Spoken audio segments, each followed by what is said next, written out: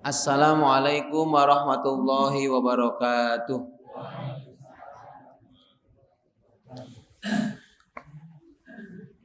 Alhamdulillahirabbil alamin. Alladzi khalaqal mauta wal hayata liyabluwakum ayyukum ahsanu amala. Asyhadu an la ilaha illallah wahdahu la syarikalah wa asyhadu anna Muhammadan abduhu wa rasuluh la nabiyya ba'dah. Allahumma sholli ala Muhammad wa ala ali Muhammad. Amma ba'd. Mari kita awali pengajian malam hari ini dengan bersama membaca doa. A'udzu billahi minasy syaithanir rajim. Bismillahirrahmanirrahim. Asyhadu an la ilaha illallah wa asyhadu anna Muhammadan abduhu wa rasuluh. Raditu billahi rabba wa bil islami dina wa bi Muhammadin nabiyya wa rasulah. Rabbi zidni ilma warzuqni fahma. Amin. Alhamdulillahirabbil alamin. Mari kita panjatkan syukur kehadirat Allah Subhanahu wa taala atas segala limpahan nikmat yang dianugerahkan kepada kita semua. Nikmat iman, nikmat Islam, nikmat sehat. Salawat dan salam semoga Allah tetap curahkan kepada junjungan kita Nabi Muhammad sallallahu alaihi wasallam. Hari ini Selasa tanggal 28 Februari 2023, malam ke-140. Kajian malam Rabu Pasolatan Masjidul Huda 19. Insya Allah kita akan membahas seperti yang kemarin ditanyakan Pak Widi mengenai kunut, bacaan kunut, kemudian ada kunut subuh pada waktu subuh, kemudian kunut pada 15 Ramadan. Sebelum menjawab ke sana, kita mengulang lagi, mengingat betapa pentingnya kita mempelajari pasolatan. Berulang-ulang kita ungkap, kita sampaikan. Untuk apa? Barangkali ada yang lupa jadi teringat, yang sudah tahu menjadi semakin mantap, yang sudah menerapkan jadi semakin kuat. Ini maksudnya apa? Karena bisa jadi ada orang yang tahu tentang pentingnya sholat, tetapi dia tidak mau melakukan. Ada orang yang baru 1 atau 2 tentang sholat, tapi ia lakukan. Perihal sholat misalnya, betapa hebatnya shaf awal. Maka dia apa? Dia akan berusaha berangkat ke masjid untuk sholat berjamaah itu datang lebih awal, supaya mendapatkan shaf barisan pertama. Padahal ilmu yang lainnya dia belum paham atau belum tahu. Tapi dia tahu ilmu tentang keutamaan shaf atau barisan pertama, ia kejar. Ada orang yang terobsesi atau ada sugesti sholat duha, tentang fadilahnya sholat duha. Lalu apa? Lalu orang ini suka dengan melakukan sholat duha. Padahal ada orang lain yang tahu tentang sholat duha, waktunya kapan, tata caranya bagaimana, doanya bagaimana, fadilahnya apa, tahu, tapi tidak mau melakukan. Begitupun untuk sholat tahajud. Ada orang yang sholat tahajud itu karena pas butuh, pas ada masalah baru sholat tahajud. Kalau tidak ada masalah tidak sholat tahajud. Ada orang yang karena tahu betapa hebatnya sholat tahajud, kemudian apa? Ia bela-belain setiap malamnya untuk sholat tahajud. Padahal ilmu yang lainnya mengenai persolatan, dia belum tahu, belum mahir banget. Tapi dia tahu salah satu di antara persolatan itu keutamaan sholat tahajud, maka ia kejar sholat tahajud. Ada yang sholat qobliyah subuh atau sholat sunnah fajar, ia kejar sebisa mungkin, pokoknya 2 rakaat subuh. Karena kalau sholat sunnah yang lain saya mungkin nggak bisa. Kalau tahajud masih ngantuk. Kalau sholat duha nggak bisa karena tempat kerja misalnya. Maka apa? Sholat subuh, qobliyah subuh. Kalaupun tidak berjamaah, tetap dikejar qobliyah subuhnya. Bisa jadi ada yang begitu. Ya. Nah, ini pentingnya kita ngaji di sini, yaitu apa? Supaya saling mengingatkan. Yang bicara di sini itu belum tentu mengamalkan utuh. Ya, belum tentu juga. Ada rasa sifat manusianya umum. Ada rasa malas. Ya kadang, ya namanya orang ya malas-malasan. Kecuali kalau ada masalah baru ada sregep ibadahnya. Kalau tidak ada masalah biasa-biasa aja. Nah, kalau gitu kita butuh banyak masalah ya, supaya dekat dengan Allah, kita diuji oleh Allah. Ada ujian itu yang Allah berikan kepada seseorang memang untuk menguji keimanannya. Semakin orang itu akan diangkat derajatnya, semakin orang itu akan besar keimanannya, maka semakin besar juga ujiannya. Semakin orang itu akan diangkat derajatnya, dia akan dicoba oleh Allah yang berat. Tapi kalau orang yang biasa, ujiannya pun biasa. Kan Allah itu menyukai, tanda cintanya Allah kepada seseorang adalah Allah akan memberi ujian kepada orang tersebut. Nah, lalu respon kita, tanggapan kita dengan ujian Allah itu bagaimana? Kalau menerima atau ridho, maka Allah lebih senang nanti. Allah pun akan ridho. Tapi kalau ujian yang ditimpakan kepada seseorang, kemudian seseorang itu tidak ridho, malah malah ngeluh, maka apa? Nah, ia tidak disukai oleh Allah. Dia tidak lolos mendapatkan ujian dari Allah. Oke.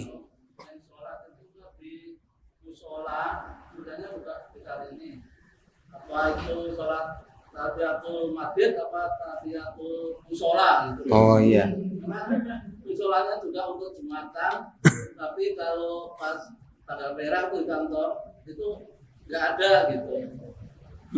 Tapi saya di sana itu jadi kalau bukangan ada PLN besar ini, baik itu bisa tuh tahiyatul mushola gitu. Iya. Ya.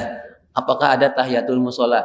Nah, berarti kita harus untuk menjawabnya harus tahu dulu definisi atau pengertian dari mushola dan masjid. Nanti antara mushola dengan masjid untuk Indonesia itu dibatasi kriteria-kriterianya. Kalau dari asal usulnya kata mushola itu adalah isim makan. Isim makan itu maksudnya adalah kata benda yang menunjukkan tempat. Artinya apa? Sholat itu berdoa. Mushola berarti tempat orang berdoa atau tempat orang sholat. Itu namanya mushola. Masjidun ini sama dari kata sajidah yasjudu usjud la tasjud masjidun. Ada kata-kata masjidun itu menunjukkan isim makan.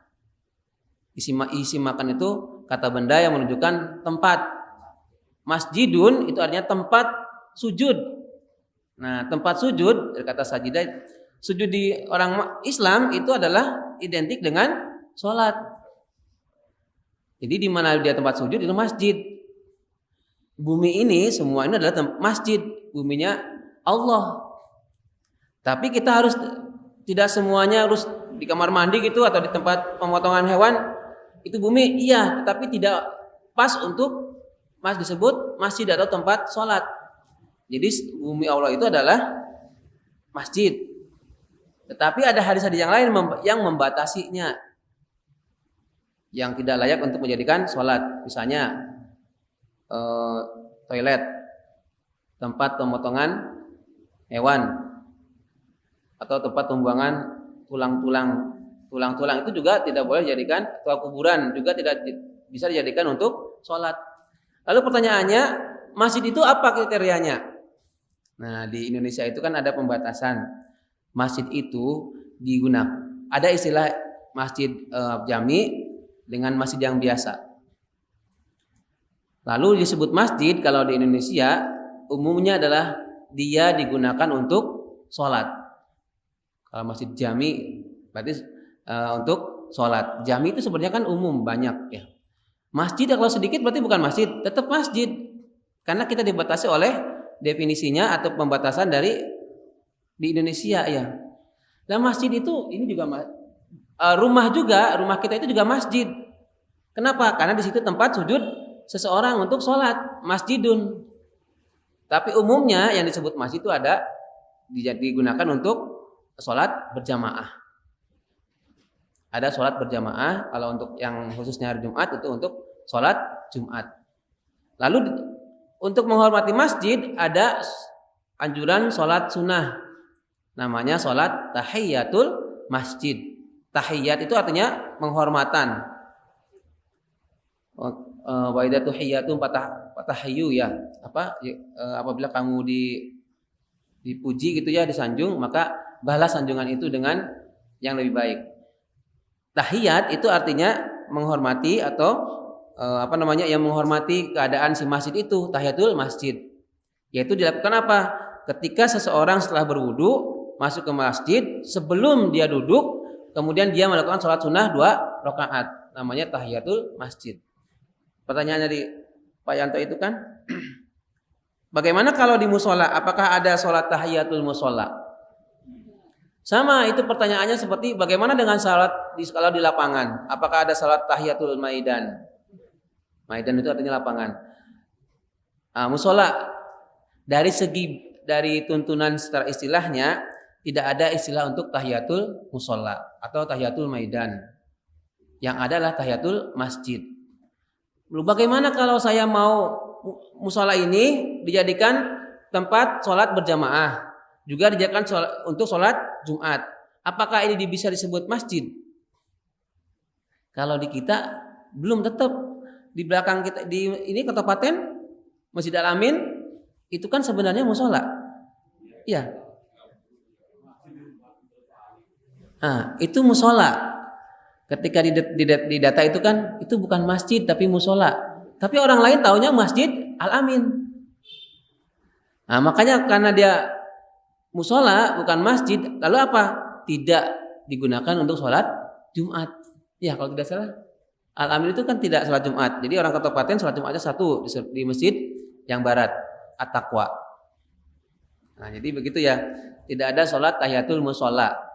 Lalu bagaimana kalau saya pengen sholat sunnah? Lebih baik sholat sunnahnya yang rawatibnya saja atau syukrul wudu. Syukrul wudu setelah wudu, tanda syukur kita bisa mengambil air wudu. Hadirin rahimakumullah, kita bersyukur ada banyak masjid di wilayah kita tinggal. Sebentar lagi, mungkin tahun 2024 atau 2025, sepanjang jalan sini dari pertigaan ini sampai perempatan Grojogan itu akan ada 4 masjid, insya Allah. Pertama, Glondong sini sudah ada di ujung timurnya ini. Kemudian ujung barat di Grojogan itu juga masjid. Agak ke timur sedikit setelah jembatan perempatan Ketepatan itu kan juga akan dibangun masjid. Ke timur lagi di sini ada masjid lagi, Masjid MBS, SMP MBS boarding schoolnya SMP Muhammadiyah boarding school Wirokerten. Itu akan ada 4 masjid. Lalu bagaimana sikap kita? Ini tantangan. Terutama untuk warga yang maksudnya bukan warga lokal ini, penduduk sini itu harus siap berkompetisi dengan adanya banyak masjid, bukan berkompetisi dalam hal nanti rebut-rebutan jamaah, bukan. Harus jangan sampai masjid ini kalah jadi kenangan. Masjid Nurul Huda 19 yang letaknya strategis itu bisa jadi menjadi masjid yang sepi ketika ada 2 masjid yang baru nanti, 3 baru itu. Dari masjid yang Grojogan terus ngetak ke timur yang dekat Las itu, kemudian ke sini lagi. Makanya apa? Yang sudah jelas ada masjidnya, sekarang kita bangun ahli masjidnya, SDM-nya kalau orang kerennya tuh, warganya, jamaahnya yang kita bangun. Barangkali secara fisik sudah, misalnya sudah segini, dalam 2 atau 3 tahun yang akan datang mungkin belum bisa, maka selama 2 tahun itu SDM-nya yang dibenahi. Biarkan warga Gelondong sendiri yang aktif, yang hadir di masjid ini, di Nurul Huda 19 ini. Bukan berarti menolak jamaah atau yang lain yang bukan Gelondong ke sini, bukan. Malah kita senang. Masjid Gelondong tetapi diisi oleh orang Gelondong dan orang luar Gelondong, itu malah bagus. Ya, tidak inklusif namanya. Tidak tertutup, tidak hanya untuk warga Gelondong saja, tapi untuk semua. Tetapi sebaiknya tetap ciri khasnya di sini itu dipertahankan. Kalau misalnya, makanya imam-imam di sini dipertahankan. Ada Pak Haji Kasilan, Pak Badawi, Pak Rudin, Pak Dawam. Itu 4, mestinya kan minimal 5 yang dipatenkan katakanlah untuk di masjid ini. Jadi setiap 5 waktu ada terus. Oh ini. Itu juga harus dipikirkan oleh kita. Sekarang generasi remajanya ada nggak yang kecenderungan ke masjid? Itu perlu dipikirkan. Kalau dibuat analisis menggunakan statistik, misalnya prediksi ada berapa warga pemuda di sini. Kemudian dihitung durasinya misalnya dari bulan Maret ini sampai setelah Ramadan. Sebelum dan setelah Ramadan, bagaimana itu jumlah anak atau remajanya yang mau ke masjid. Lalu tambah lagi setengah tahun lagi berikutnya, misalnya sampai dari bulan Juni sampai bulan Desember, itu juga dicek lagi. Tahun depan, tahun 2024, bagaimana responnya anak-anak sekarang, remaja. Itu perlu dipikirkan. Artinya apa? Kan ada statistik itu bisa memprediksi. Bukan mendoakan, memprediksi. Ini kecenderungannya kok turun. Anak remajanya bertambah, dari yang lulusan SMP, SMA-nya bertambah, tetapi kecenderungan minat ke masjidnya berkurang. Itu perlu dipikirkan. Itu tantangan. Takmir masjid itu nanti bukan sekedar ngadain pengajian biasa gitu atau membangun secara fisik, tapi SDM-nya itu yang berat. Itu harus didukung oleh kita semua. Tapi kalau kita di rumah sana, itu kan di rumah terus kita beli rumah untuk musola, beli kan kepanasan gitu yang orang tanah itu. Terus tingkat tapi maksudnya masih musola gitu loh. Tulisannya. Tapi orang-orang pada sholat itu masjid gitu. Ada untuk jumatan, untuk anak haji. Nah, berarti penamaannya. Jadi untuk penyebutan masjid itu bisa jadi nanti. Kalau sekarang sudah ada pendataan Pak. Jadi di Kemenag itu sudah didata masjid. Makanya kan ada di datanya pemerintahan daerah itu setiap kelurahan itu mesti ada data masjid. Nah itu disebutnya masjid atau musola. Nanti siap kalau masjid ini masjidnya atas wakaf atau masjid ini bukan wakaf jadi punya seorang personal. Itu kedepannya juga masalah masjid, manajemen masjid perlu dipikirkan ya. Nih saya kira itu. Yang jelas tantangan kita itu, ini saya mau menyampaikan kemungkinannya tahun 2024 sampai 2005 itu masjid sudah ada bertambah, jumlah masjid bertambah. Apakah semakin bertambahnya masjid, banyaknya masjid, bertambah juga jamaah atau malah berkurang? Siapa tahu ini di sana saya nggak suka dengan di Masjid Gelondong, geser ke barat-barat, Anyar misalnya. Di sana kalau ada pengajian ada snacknya, pokoknya misalnya jaburannya banyak mantap gitu. Bisa jadi itu tertarik dengan itunya, akhirnya pindah. Nah, itu yang harus dipertahankan di sini. Ya. harus dipertahankan. Itu apalagi misalnya masjidnya bukan dari yang budayanya lokasi ini. Itu harus kita juga mengantisipasi ya. Takutnya ada bukan suudzon, ada aliran yang mereka itu sepertinya Islam tapi mau menghancurkan Islam. Siapa tahu loh ya. Kita harus hati-hati. Jadi tidak semuanya yang baik itu kelihatan baik, itu baik dalamnya. Belum tentu. Ya. Baik, sekarang ke kunut. Kunut yang di dalam bayangan Bapak Ibu hadirin sekalian itu cenderungnya adalah membaca doa ketika sholat subuh, iktidal rakaat kedua sholat subuh atau pas witir bulan Ramadan. Kan itu. Pertanyaannya itu ada tuntunannya enggak? Terus kok enggak pas kemarin Covid kok tidak menggunakan kunut, membaca kunut terutama istilahnya kunut nazilah. Lalu bagaimana dengan kunut pada malam-malam atau separuh bulan dari bulan Ramadan atau mulai awal Ramadan, pas witir maksudnya. Nah, ini bagus ya.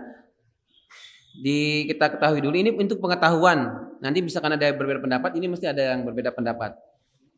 Alhamdulillah di masjid ini mungkin ada yang backgroundnya berbeda, bukan di tempat ini awalnya itu ngalamin masa-masa sholat subuh dengan adanya doa kunut. Saya tidak tahu apa di sini dulu pernah di musola. Iya.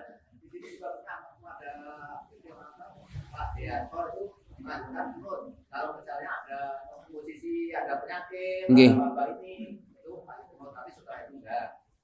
Oh ya, berarti insidental ya. Oke. Maksudnya untuk subuhan itu tidak kunut gitu dulu. Pernah enggak? Selama di sini yang Pak siapa itu Mbah yang paling lama di sini kan Mbah Prapto itu. Di masjid ini enggak. Kalau di musola pernah. Ya itu perkembangan mengenai pengetahuan. Makanya benar itu. Saya tadi pagi ya membaca koran tentang wisudanya di Universitas Mataram kalau tidak salah. Itu salah satu kalimatnya begini. Pengetahuan kalau tidak disampaikan itu bisa jadi kuno. Maka apa? Pengetahuan harus diupdate. Itu pengetahuan sains secara umum. Begitupun padahal agama. Bukan agamanya itu dia nggak up to date, tapi pengetahuan kita tentang agama yang kurang update. Kurang update itu maksudnya kurang diperbaharui. Dulu bacaan sholat Allahu Akbar. Oh ternyata setelah tahu ilmunya tenang Allahu Akbar. Terus baca-bacaan Allahumma ba'id bain atau kabira walhamdulillah kasiro. Dari dulu sudah ada, cuma dari zaman Nabi kemudian sampai sekarang itu kan ada rentang waktu, sehingga akan ada perubahan. Nah, pengetahuan Bapak Ibu tentang agama, tentang washolatan terutama waktu kecil, waktu zaman masih ngaji, mungkin belum sampai ilmunya. Apa itu, misalnya sholat gerhana, apa itu sholat yang isyraq, ada yang istilah-istilah yang lain. Mungkin pada waktu Bapak Ibu masih remaja, masih kecil, pas waktu ngaji itu belum disampaikan. Bukan berarti ilmu agamanya yang harus diperbaharui, tapi pengetahuan kita tentang ilmu itu harus diperbaharuinya. Orangnya yang diperbaharui, bukan ilmu agamanya. Bukan agamanya. Agamanya tetap dari Nabi Muhammad itu sudah murni. Apalagi dengan diturunkannya Al-Quran, sudah memurnikan ajaran Rasulullah SAW itu, memurnikan ajaran sebelumnya. Islam itu memurnikan ajaran yang sebelumnya. Nah, pengetahuan kita mungkin ada terbatas atau berbeda ketika masih kecil atau masih remaja. Begitupun ini contohnya tentang kunut. Bisa jadi ada orang itu dulunya dia membaca kunut ketika sholat subuh. Kemudian dia belajar agama. Belajar tentang kunut itu apa, sejarahnya bagaimana. Kok ada yang sholat subuhnya kunutan, ada yang enggak. Ada yang sholat subuhnya kunut, kemudian dia lupa, bahkan dia harus sujud sahwi. Lalu bagaimana kalau yang enggak, sah tidak? Nah, pertanyaan-pertanyaan menggelitik itu perlu kita kaji. Nah, berarti apa? Inilah yang disebut pengetahuan tentang agama kita itu harus diperbaharui. Ilmunya sudah ada dulu, dari dulu sudah ada. Apa buktinya? Para ulama zaman dulu, jauh sebelum ahli ilmuwan-ilmuwan atau profesor-profesor abal-abal muncul sekarang, sudah ada. Ada yang dalam hadis ilmu hadis banyak. Kita tinggal membacanya, mempelajarinya. Mereka itu mendapatkan hadis, satu hadis, itu ada ulama untuk mendapatkan satu hadis, dia harus menunggu. Dia harus mengerjakan sesuatu dulu. Tidak boleh masuk. Jadi mendengarkan satu ulama mengajarkan satu hadis itu di luar. Belum diizinkan kalau belum hafal ini. Dulu, sekarang sudah, kalau nggak hafal nggak apa-apa, yang penting terekam di HP misalnya. Untuk mendapatkan ilmu itu. Nah, kemudian saya kembalikan lagi ke kunut. Nah, istilah kunut aslinya dari bahasa Arab itu kunut, ya artinya adalah tunduk, taat kepada Allah. Lalu apa tunduknya seseorang kepada Allah itu? Dengan cara berdiri lama ketika membaca dan berdoa ketika dalam sholat. Maka ada hadis yang berbunyi, afdalus sholat tulul kunut. Seutama-utamanya sholat adalah lamanya kunut. Ditafsirkan, ada orang menafsirkan saklek tulul kunut berarti membaca kunut yang Allah mahdini fiman hadait ilahi itu. Nah, padahal yang dimaksud di sini adalah tulul kunut, lamanya berdiri di membaca Al-Fatihah dan baca ayat atau surat setelah Al-Fatihah itu lama, dan berdoanya ketika i'tidal lama. Kan dulu pernah disampaikan i'tidalnya Rasul, rukunya Rasul, sujud Rasul itu hampir sama lamanya. Waktu mengerjakannya hampir sama. Artinya apa? Ada bacaan-bacaan, ada penjiwaan, peresapan ketika gerakan itu. Nah, tulul kunut, lama berdiri. Lalu ada beberapa macam kunut. Ini kalau dikenal. Ada pertama kunut nazilah. Kemudian kunut subuh. Yang ketiga kunut witir. Nanti saya akan menyampaikan alasan-alasannya ya. Sekarang kunut yang nazilah. Kunut nazilah itu dari kata nazala, turun. Ada yang mengartikan nazilah berarti musibah, cobaan. Kenapa? Ini kunut nazilah pernah Rasulullah SAW lakukan. Ini hadits sahih selama 1 bulan dalam 5 waktu sholat. 1 bulan full 5 waktu sholat itu Nabi Muhammad lakukan kunut. Kunut dalam arti membaca doa. Apa ini? Kenapa sampai Nabi Muhammad melakukan itu? Karena waktu itu ada peristiwa namanya kesedihan yang sangat. Istilahnya adalah hazan. Jadi saking asyaddu haznan. Jadi kesedihan yang sangat sedih, yang menyedihkan. Saya ambil salah satu hadisnya, yaitu apa? Karena Rasulullah SAW yad'u ala rijali minal musyrikin yusammihim bi asma'ihim hatta anzalallahu ta'ala laisa laka minal amri syai'un.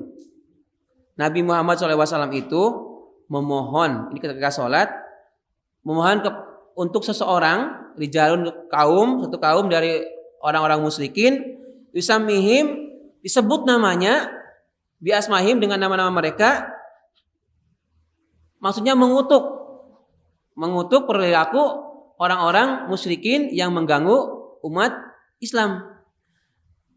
Itu Nabi Muhammad lakukan hatta anzalallahu ta'ala, sampai turun ayat Allah Ta'ala yang dibaca, yaitu laisa laka minal amri syai'un. Laisa, tidak ada laka bagimu minal amri, mengenai perkara syai'un, sesuatu. Jadi tidak ada urusannya kamu mengenai peristiwa itu. Ini surat Ali Imran ayat 127. Maksudnya apa? Jadi Nabi Muhammad itu mendoa.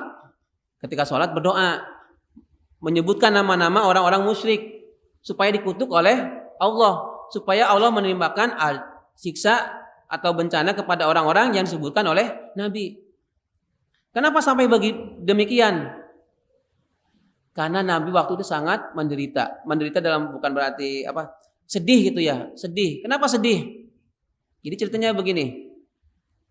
Ini ada sebuah kabilah minta diajari tentang agama Islam, ajaran Islam.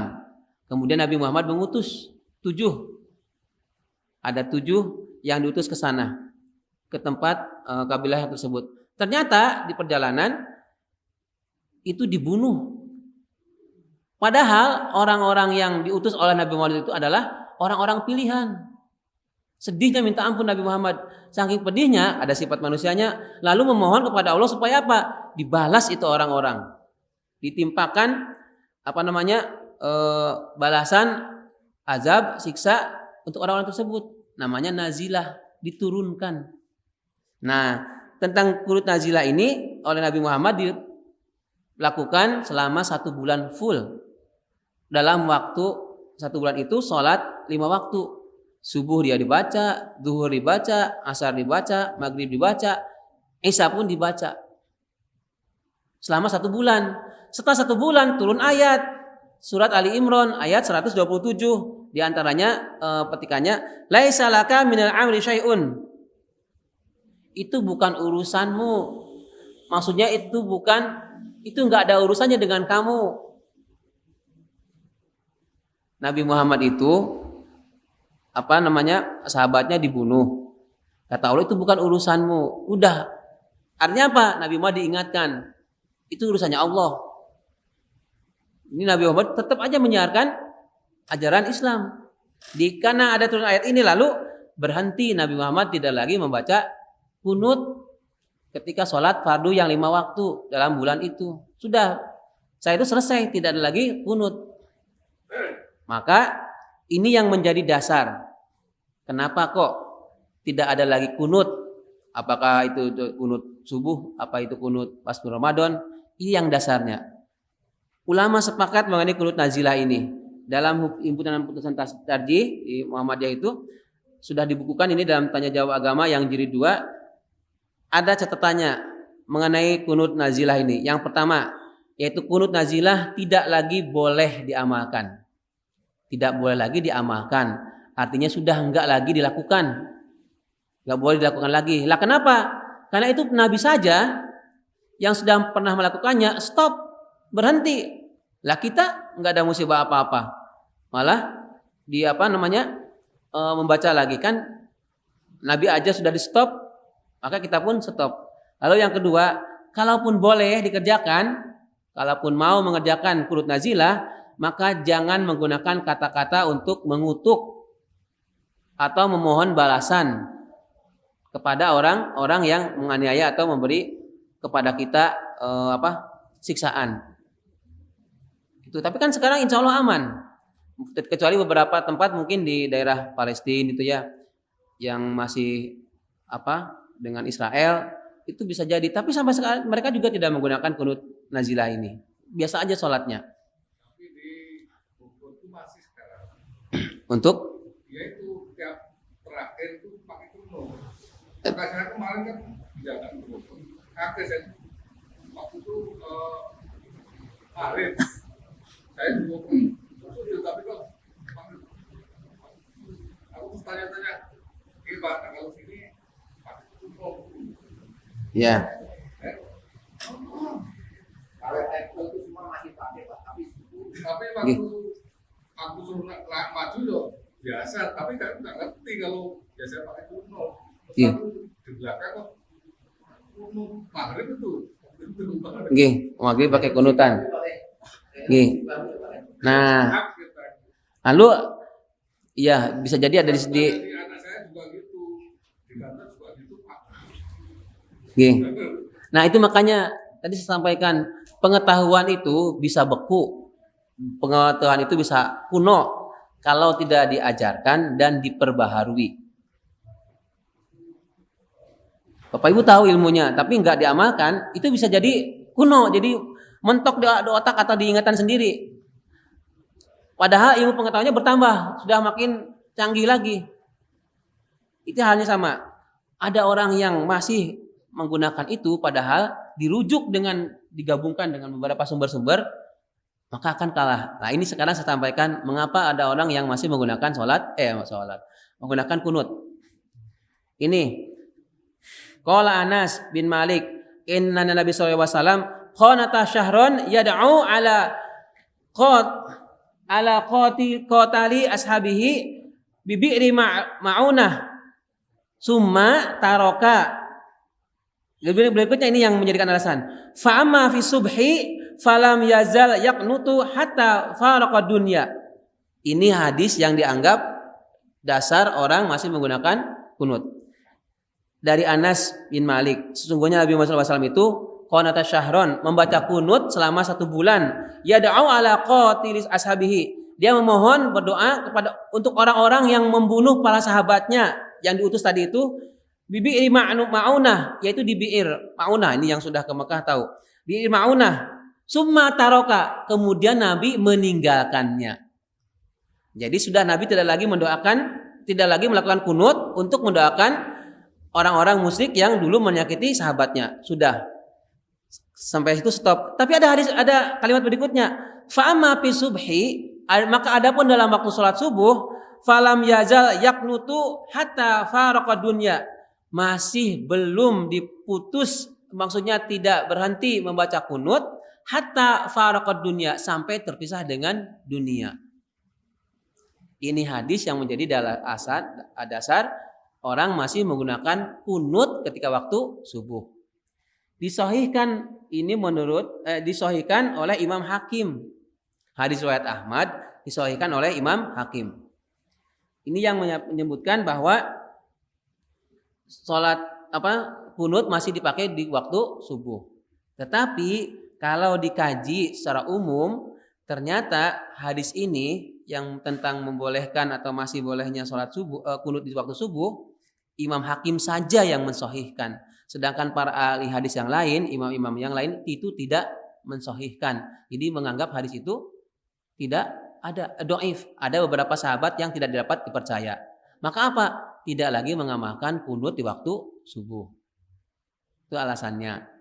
Jadi kalau yang menolak, ada yang masih ajeg dengan pendapatnya. Ya karena ada dasarnya. Tetapi apa?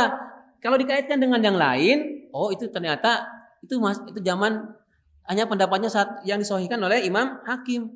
Yang lainnya enggak menyetujui. Nah, itu ya. Kemudian di sini disebutkan lagi, karena Nabi sallallahu alaihi wasallam yaqnutu fi sholati subhi wa fi witil laili biha ulai kalimat. Ini yang menyebabkan ada dasarnya bahwa Nabi Muhammad SAW itu yaqnutu fi sholatil subhi, membaca kunut ketika waktu subuh, wa fi witil lail, dan ketika witir sholat malam. Biha ulai kalimat, dengan doa-doa yang sama. Ini yang menjadi alasan orang kenapa ketika witir itu membaca kunut. Apakah kan witir lail, witir sholat malam. Berarti kan sholat malamnya di bulan Ramadan kan taraweh. Nah ketika witir taraweh itu membaca kunut, ini dasarnya. Tapi ditegaskan bahwa ini yang mensahihkan hanya Imam Hakim. Yang lain itu tidak menganggap hadis ini sahih. Termasuk yang tadi dari himpunan putusan tarjih itu menganggap bahwa dalil-dalil yang disampaikan tadi di atas itu tidak kuat karena ada beberapa sahabat ada yang meriwayatkannya itu tidak kuat. Ada yang disebut ada pernah berbohong, ada yang enggak dapat dipercaya dan lain-lain. Ya, itulah yang catatannya hanya disahkan oleh Imam Hakim saja, sedangkan ulama lain melemahkan hadis itu sehingga apa? Mereka tidak mengamalkan lagi kunut ketika waktu subuh dan ketika sholat witir. Ya, itu sudah jadi dasarnya. Kenapa kok bisa sampai demikian? Ada yang masih kekeh dengan sholat kunut di waktu subuh dan ada yang sudah tidak lagi kunut di waktu subuh, sudah saya sampaikan. Lalu bagaimana? Silahkan, saya menyampaikan dasarnya sudah saya sampaikan. Sekarang Bapak Ibu yang menentukan. Ya, seperti TV One itu ya. Kami yang mengabarkan. Nggih. Ya. Ya, silakan. Waktu bulan puasa ini biasa diamalkan yaitu nawaitu Romadhani dari pagi sampai Romadhani. Yang betul itu Romadhana atau Romadhani. Soalnya ada ustaz yang mengatakan Romadhana sebetulnya. Padahal ini yang diamalkan Romadhani. Yang pertama. Yang kedua masalah sholat yang dijamak. Sholat jamak Mosor namanya seperti kemarin saya di Jiwa.